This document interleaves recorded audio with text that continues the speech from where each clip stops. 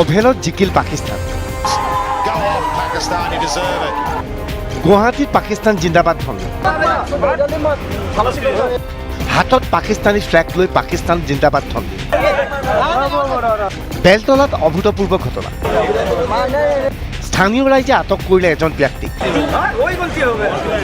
নিজকে তিৰুপতি বালাজীৰ ভক্ত বুলি পৰিচয়। বেলতলা অঞ্চলৰ এই ব্যক্তিজনক মন কৰক। ডিঙিত তেওঁৰ পাকিস্তানী পতাকা। সোমবাৰে পুৱাই পতাকালেও পাকিস্তান জিন্দাবাদ ধ্বনি দিছিল। লগে লগে হাহাকাৰ। স্থানীয় লোকে আটক কৰিলে ব্যক্তিজনক। আটক কৰি ভাৰত জিন্দাবাদ চিঞৰিবলৈ নিৰ্দেশ দিলে। চিঞৰি চিঞৰি মানুহজনে ক'লে ভাৰত জিন্দাবাদ। স্থানীয় ৰাইজৰ হেঁচাত তেওঁ বহু সময় ধৰি ইণ্ডিয়া জিন্দাবাদ চিঞৰি থাকিবলৈ বাধ্য হ'ল।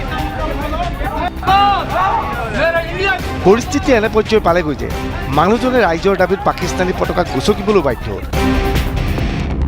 মানুহজনে কিন্তু সম্পূৰ্ণ ঘটনা ভিন্ন ধৰণে ব্যাখ্যা আগবঢ়ালে। बालाजी से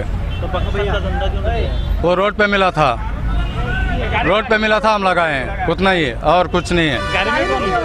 माँ तेलुगु तल्ली की मंगलपुर दंडा, माँ कन्ना तल्ली की मंगलारतुलु, तिरुपति बालाजी, तिरुपति बालाजी नहीं सपोर्ट नहीं करता है।